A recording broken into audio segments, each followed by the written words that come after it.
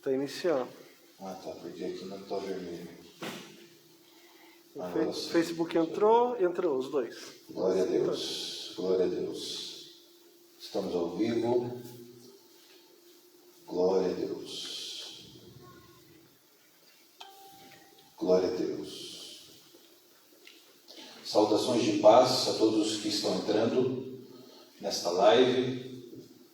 Estamos aqui juntos para adorarmos o nome do Senhor e compartilharmos a sua boa palavra. Valquíria, que entrou, Deus te abençoe. Midian também entrou, Deus abençoe. Aos demais, Luiz e Melina também, Deus abençoe. A todos que estão entrando aqui conosco nesta live, a todos também que estão no Facebook, desejo que a paz de Deus recaia sobre vocês.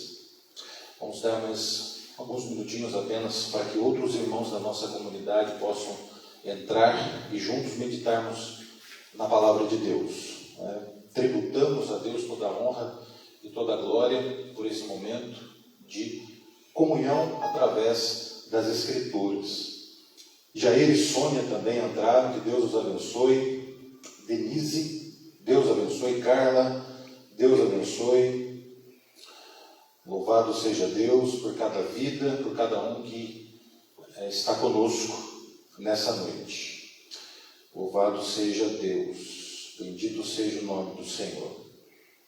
Glória a Deus. Glória a Deus.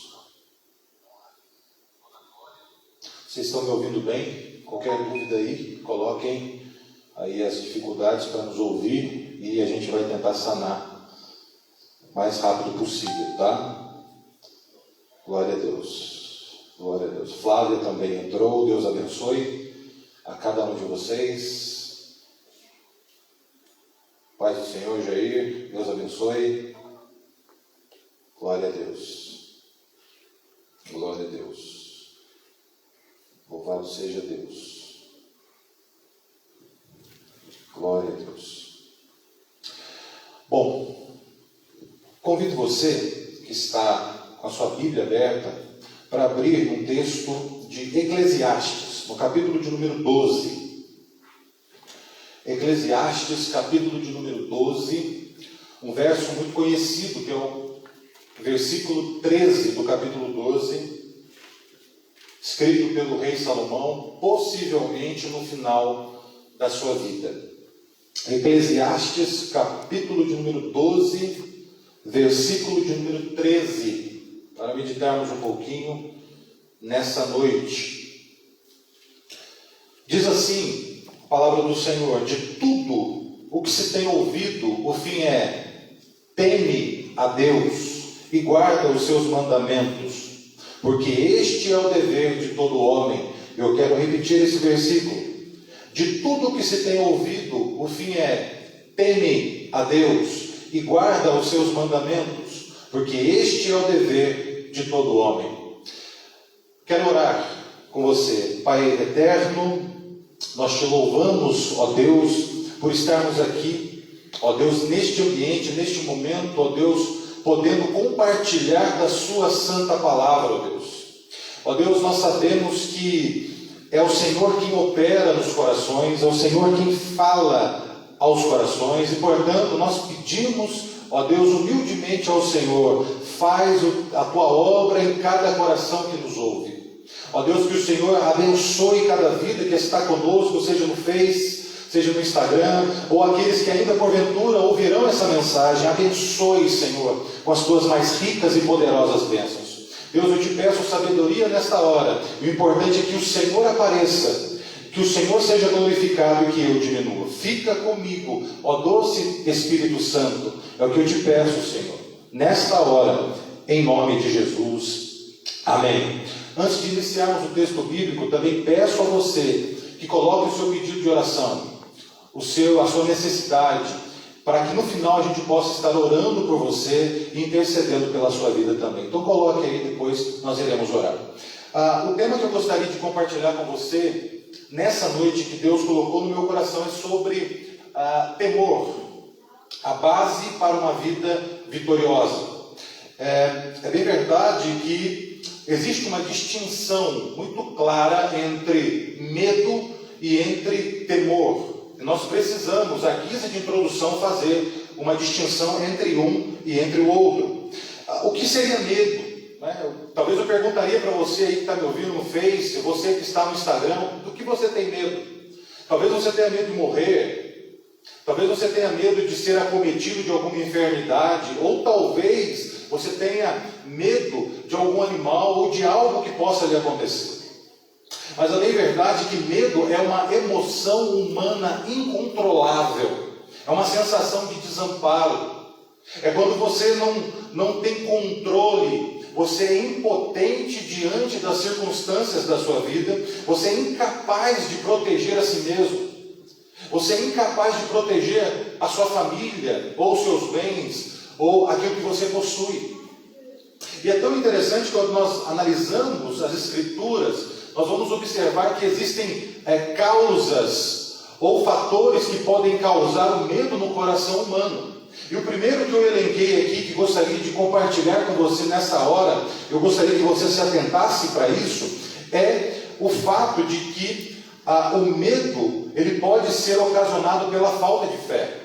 Eu me lembro de uma passagem em Mateus, no capítulo de número 8, quando Jesus está no barco com os discípulos, a primeira tempestade dos discípulos, e eles estão à deriva, porém Jesus está com eles no barco. E a Escritura nos informa que eles ficaram atemorizados com medo.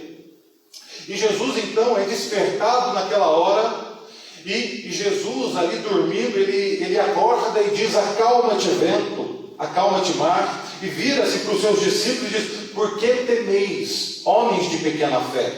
Portanto, a falta de fé pode ser um estopim para o medo.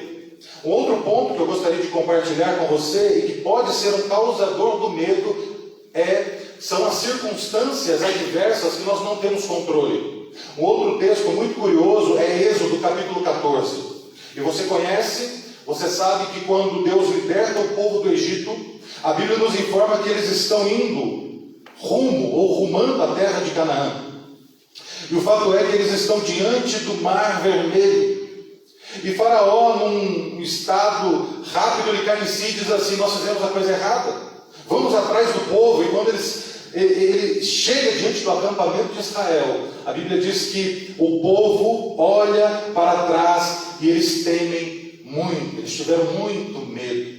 E talvez você esteja nesse momento vivendo uma circunstância adversa que você não tem controle, e isso também está ocasionando medo no seu coração. Eu poderia trazer outras fontes para o medo, como por exemplo uma consciência culpada.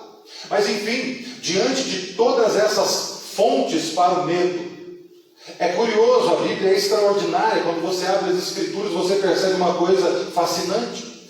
Todas as vezes, ou a grande maioria das vezes que Deus se apresenta ao povo, Ele vem com uma exortação, Ele diz: não temas.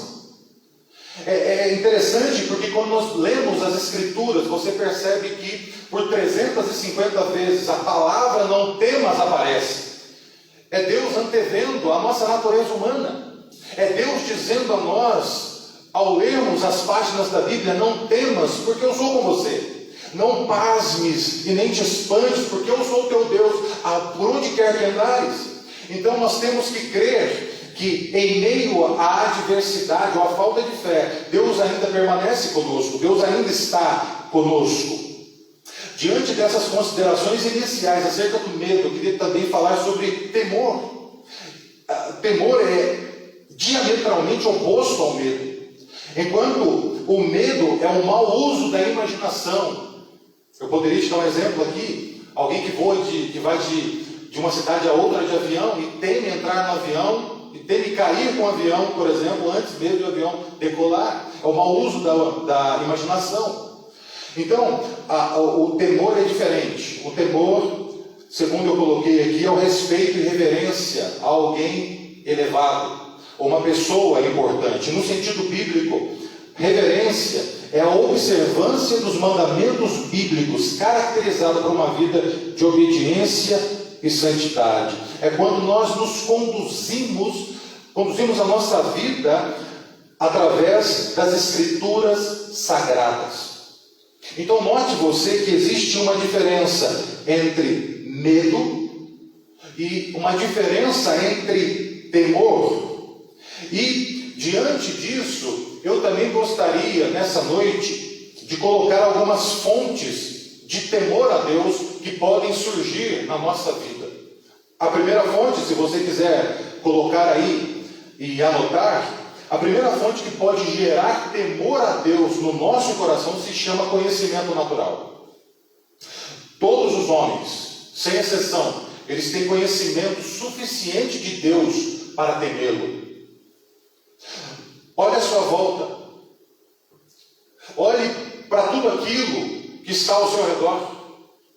Olhe para a criação de Deus. O Salmo 19 diz assim: os céus manifestam a glória de Deus, e o firmamento anuncia as obras de suas mãos. Veja como é fascinante a natureza. E isso já de cara deveria levar eu e você a temermos a Deus, porque não é um acaso o que nós temos à nossa volta, não é um acidente, é um plano perfeito, tudo elaborado por Deus. Eu vou te dar alguns exemplos para você ver que tudo foi projetado por uma mente inteligente. Por exemplo, o tamanho da Terra. Os maiores cientistas dizem que se a Terra tem um tamanho exato. Se a Terra fosse 10% maior ou 10% menor, não haveria possibilidade de existência humana na Terra. Outra coisa, outro dado interessante, e esse é de Fred Johnson, estudioso da matéria. Ele disse o seguinte, ele disse que se nós estivéssemos um pouquinho mais distantes do Sol, nós congelaríamos. E se nós estivéssemos mais perto do Sol, nós não sobreviveríamos. Não é eu que estou dizendo, é um estudioso da matéria. É por esse motivo que você e eu, nós recebemos a quantidade exata de calor para sobrevivermos. Será isso acaso ou um plano perfeito? Outro dado importante que eu gostaria de colocar aqui é sobre a inclinação da Terra. É curioso porque dentre todos os planetas conhecidos, a Terra é o único planeta do sistema solar que tem uma inclinação de 23 graus. E por que disso? Porque se a Terra se ela não tivesse a sua inclinação, os polos teriam uma quantidade de gelo muito alta, tanto o sul, tanto o norte quanto o sul. E o centro do planeta Terra seria muito quente, ou seja, seria impossível ter vida aqui. Portanto, eu não acredito que isso que nós estamos vendo e que a ciência comprova seja obra do acaso. Não é possível que olhar para a natureza, não é possível olhar para tudo isso à minha volta e não reconhecer um design inteligente, alguém que colocou tudo isso de maneira ordenada, de maneira magistral, de maneira arquitetada. Portanto, isso deveria, ressalto, colocar um imenso temor dentro do nosso coração. A segunda fonte de temor é o conhecimento de si mesmo.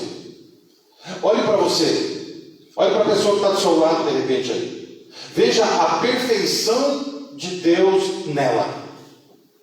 Eu estava lendo recentemente um livro e John Wilson, um oftalmólogo da Universidade de Harvard, nos Estados Unidos, ele dizia algo, depois de muito estudo, que me chocou. Ele diz que por detrás de cada olho humano existe 60 milhões de fios encarpados que fazem conexão dos olhos até o cérebro. Justamente para levar essa imagem até o cérebro, e o cérebro então decodificar essa imagem. Isso é extraordinário. Como pode isso acontecer do nada? Em cada célula humana existe uma usina nuclear trabalhando dia e noite. Olhe para uma planta, por exemplo, uma folha. Existe mais complexidade nisso do que em qualquer outra coisa que você possa imaginar. Portanto, quando nós olhamos para o homem, isso deveria gerar temor, porque nós nos voltamos para a palavra de Deus que diz que o homem foi feito à sua imagem e à sua semelhança. Outra fonte de temor para mim, que é extraordinária, é a própria Escritura, é o conhecimento revelado. A Bíblia nos informa que Jesus começa o Evangelho dizendo: arrependei-vos e crede no Evangelho. Talvez você esteja me ouvindo e não conhece o Evangelho. Talvez você esteja me ouvindo e não conhece o Jesus que eu tenho proclamado nesse púlpito, nessa noite. Mas eu quero dizer a você que me ouve, que Jesus tem uma obra e um projeto para cada um de nós. Ele nos chamou e Ele tem um propósito para cada um de nós. Ele tem um propósito para a sua vida. Talvez você não conheça Jesus, mas Ele está batendo hoje nas portas do seu coração, dizendo: arrependei-vos e crede no Evangelho. É dentro dessas fonte de conhecimento natural, antropológico, e fonte do conhecimento revelado da própria Escritura, que nós deveríamos render graças a Deus, que nós deveríamos nos prostrar diante do Criador. Porque, imagine, um Deus que a Bíblia nos informa que os céus dos céus não podem contê-lo. Jeremias vai dizer assim que Ele enche os céus e enche a terra. Olha que Deus extraordinário. Um Deus que coloca cada estrela no seu devido lugar e chama cada estrela pelo seu nome, porque é grande em força e poderoso em poder. É esse Deus que pesa montes extraordinários que nós temos no mundo em balanças de precisão. É esse Deus grandioso que nós servimos e que nós proclamamos nessa hora. Portanto, nós deveríamos nos curvar diante de tamanha grandeza, diante de tamanha realeza. E diante disso, diante do medo e do temor a Deus, e diante dessa diferenciação, nós temos algumas características que eu gostaria de colocar nessa noite, de pessoas que temem a Deus. E talvez você seja uma delas, talvez não. A primeira característica de alguém que teme a Deus é uma adoração voluntária. O Salmo 22, ele diz assim: vós que temei ao Senhor, adorai-o. Vós que temei ao Senhor, que temem ao Senhor, louvai-o. A Bíblia diz no Salmo 95, adoremos e prostremos diante dele. A palavra hebraica ali é muito interessante, significa literalmente prostrar-se ou curvar-se diante de alguém maior do que você. Talvez nós estejamos vivendo uma fase difícil, é bem verdade. Nós sabemos que a igreja tem passado, e não apenas a igreja, ela tem sido assolada por essa dificuldade. Mas eu sempre digo que nós nunca devemos nos esquecer do Deus de toda a esperança. Nós nunca devemos nos esquecer de um detalhe: a manjedoura, ela está vazia. O túmulo está vazio. A cruz está vazia. Mas o trono de Deus não. Ele reina soberanamente sobre toda a terra e sobre toda a criação.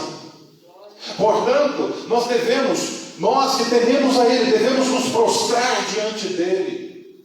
Talvez, é com muita tristeza no coração que eu digo isso, que a nossa adoração formal nos domingos, muitas vezes é uma mentira, se Deus não for Senhor da nossa vida durante o restante da semana.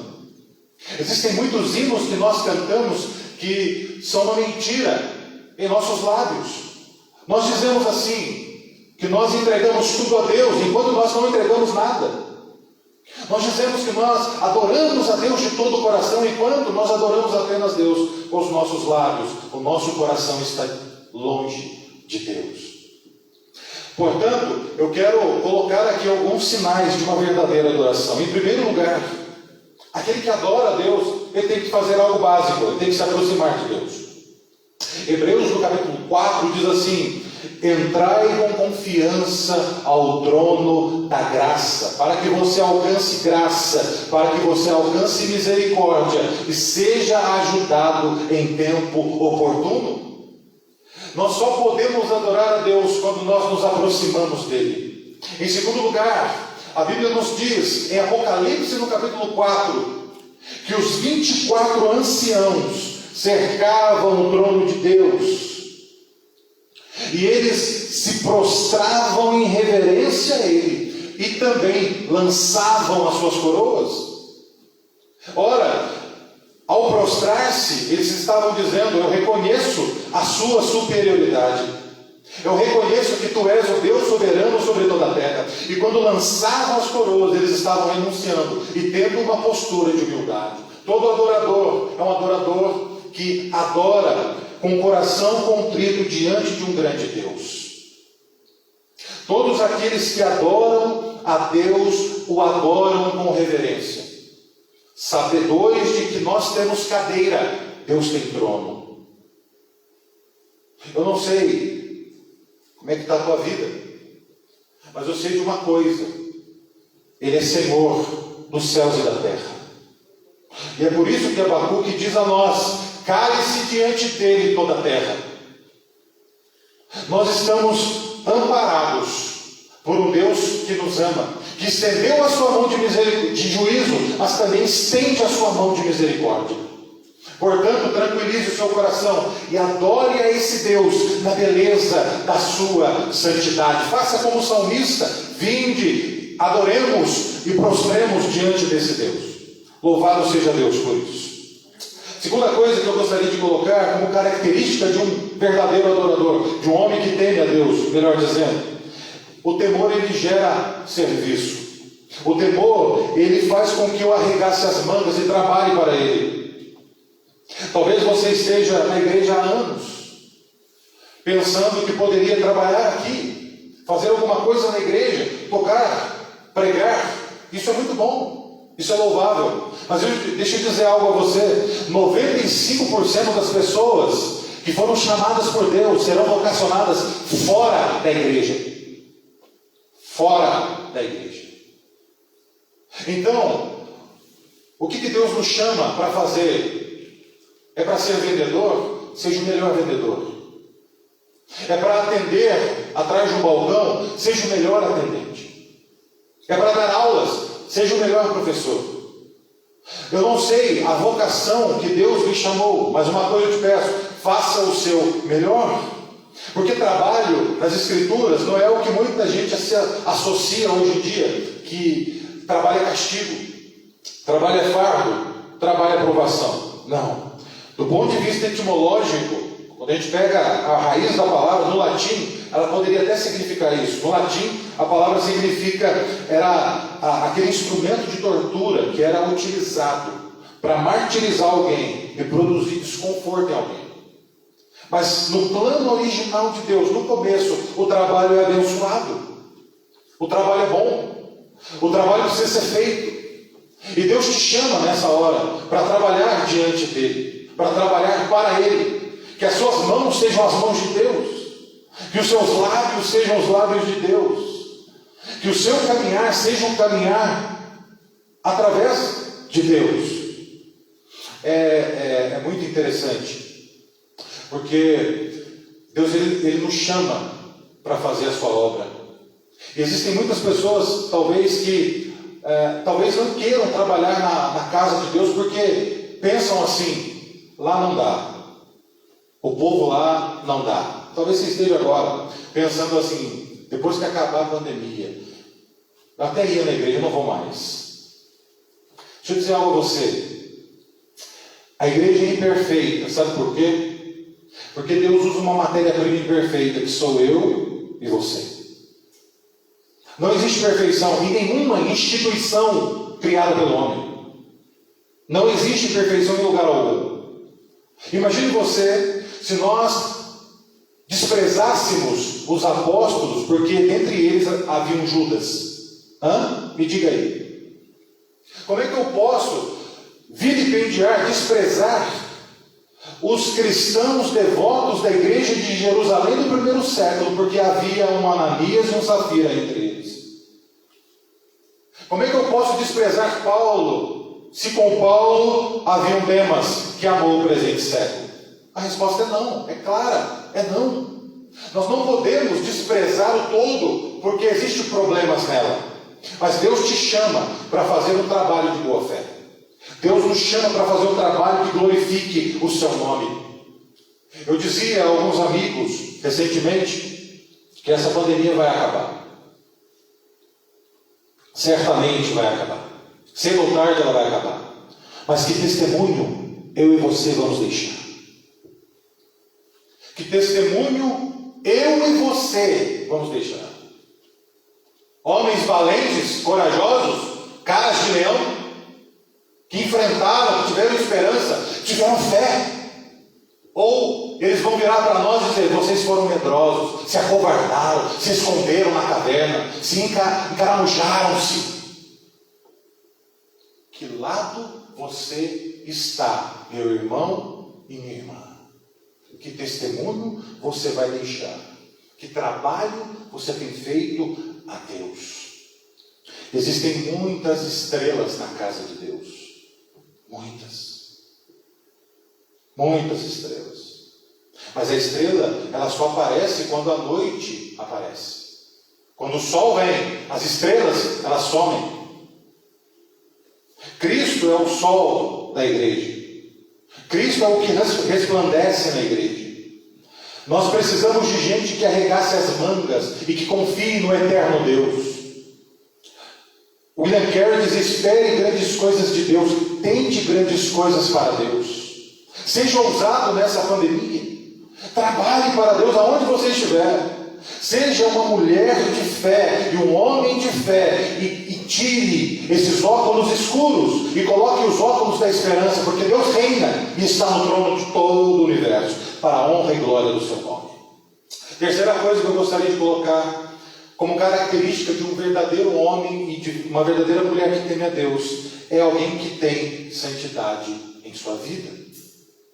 É curioso porque Provérbios e Coríntios falam que nós devemos ser santos como Deus é santo, que nós devemos odiar o mal e retermos o bem.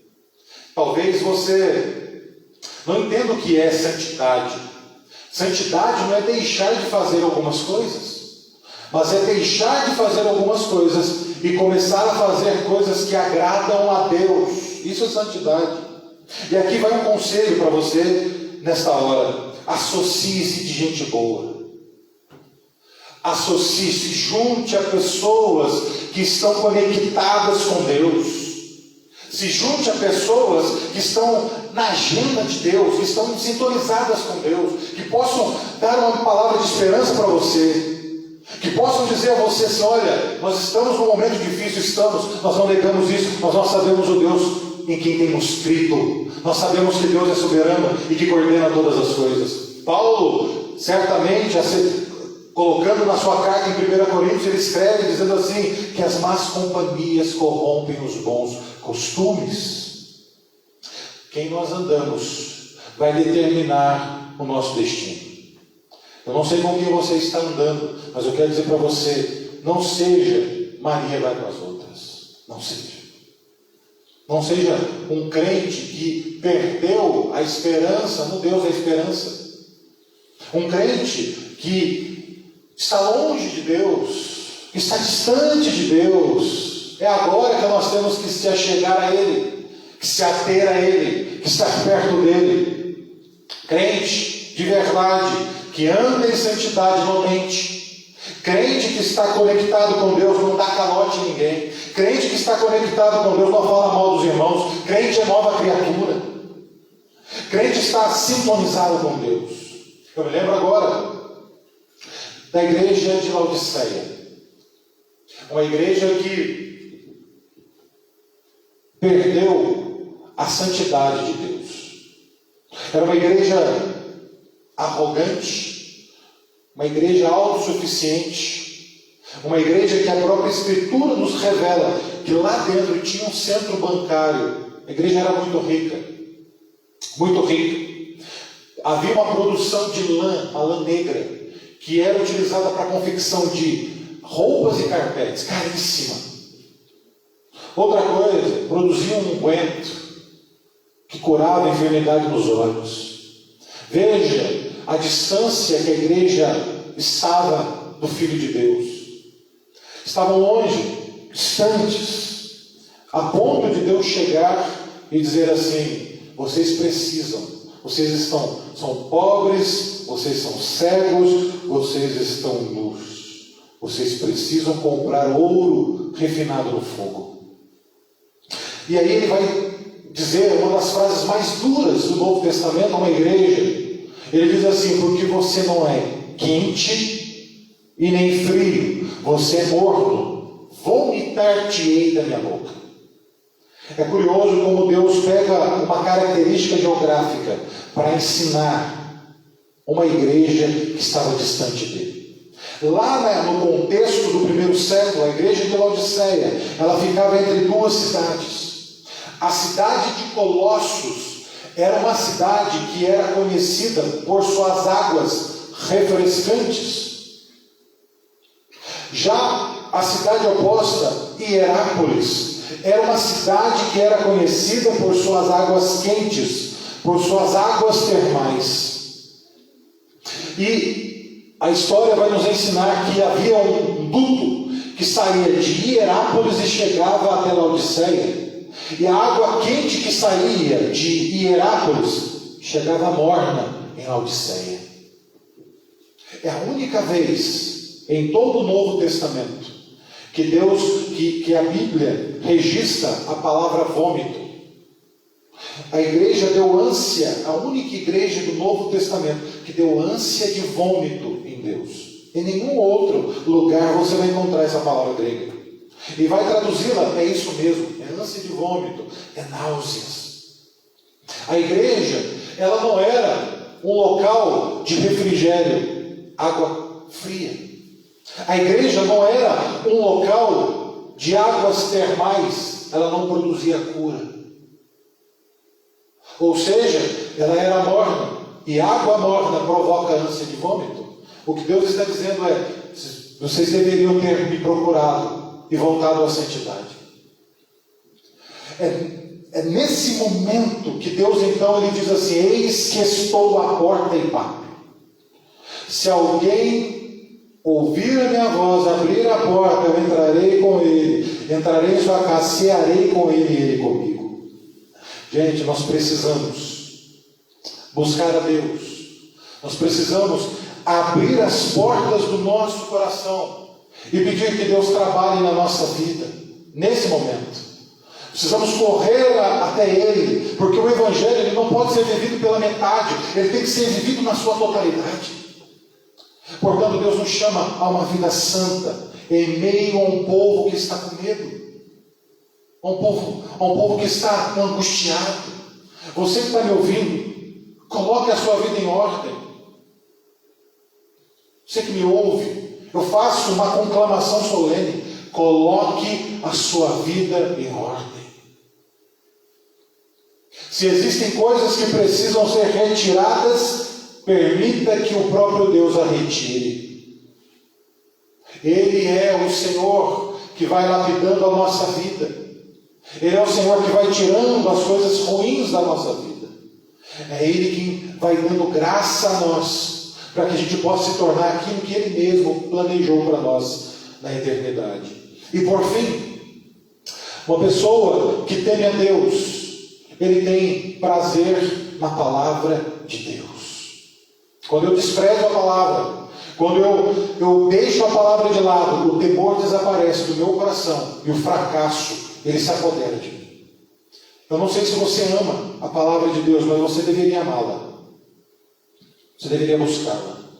Você deveria ter um desejo tão profundo por ela, como você tem pelo pão da manhã.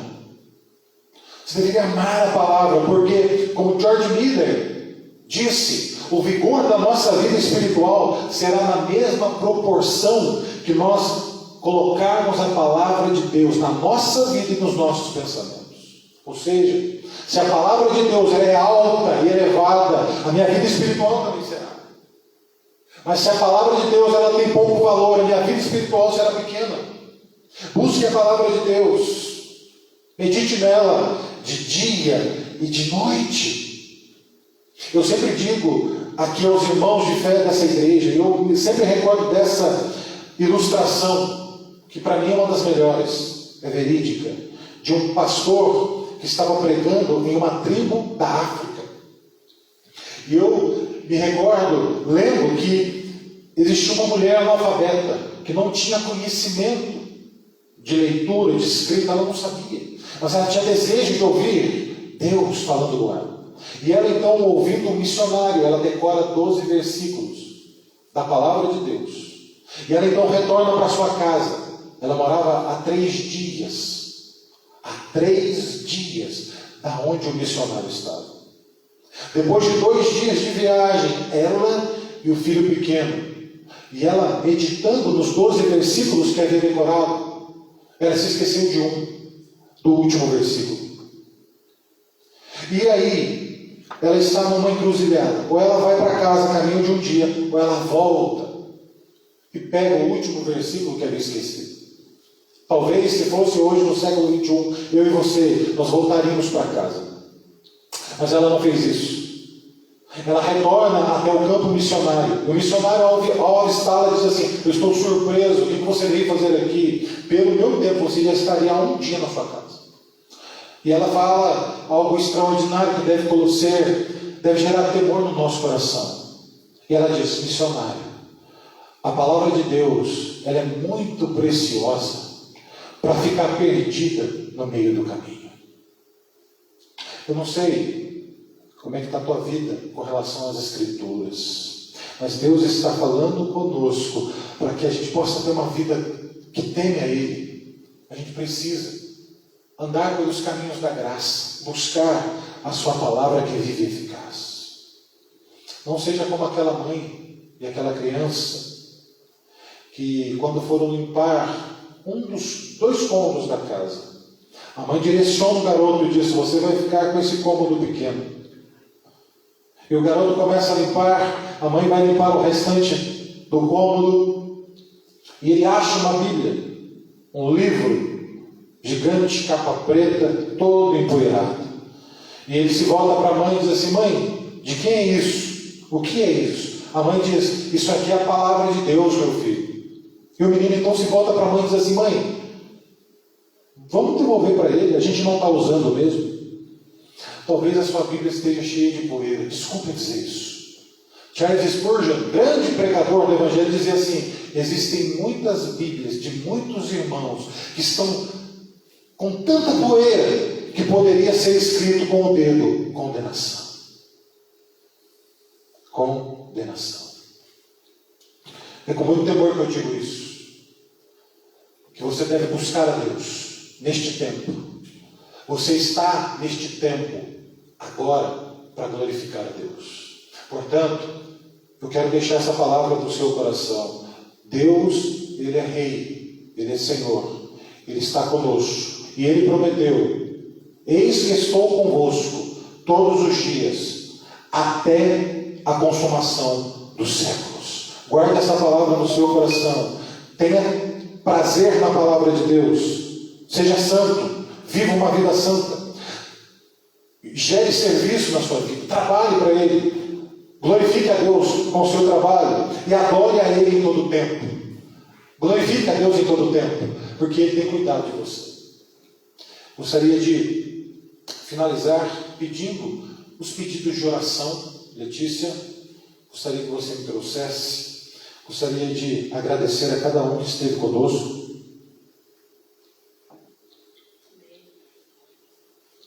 A cada um que ouviu essa palavra, que você possa ser abençoado.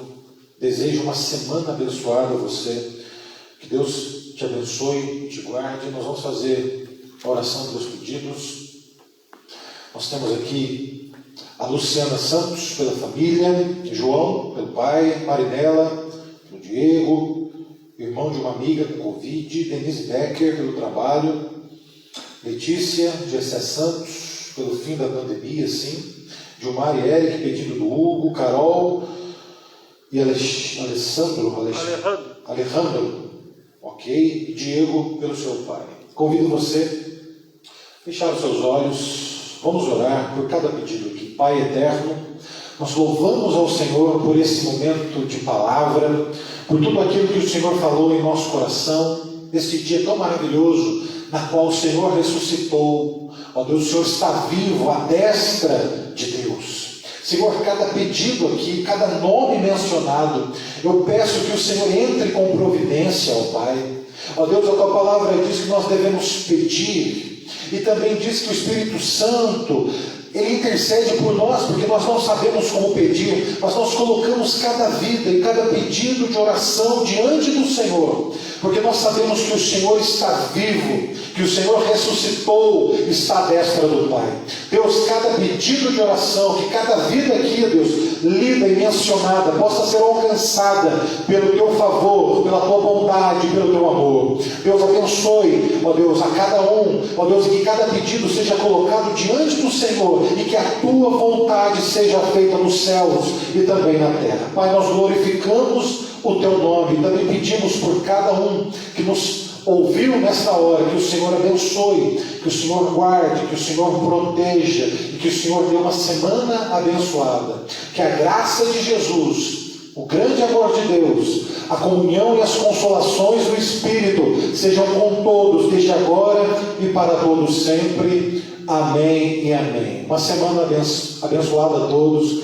Que Deus os abençoe em Cristo Jesus. Amém.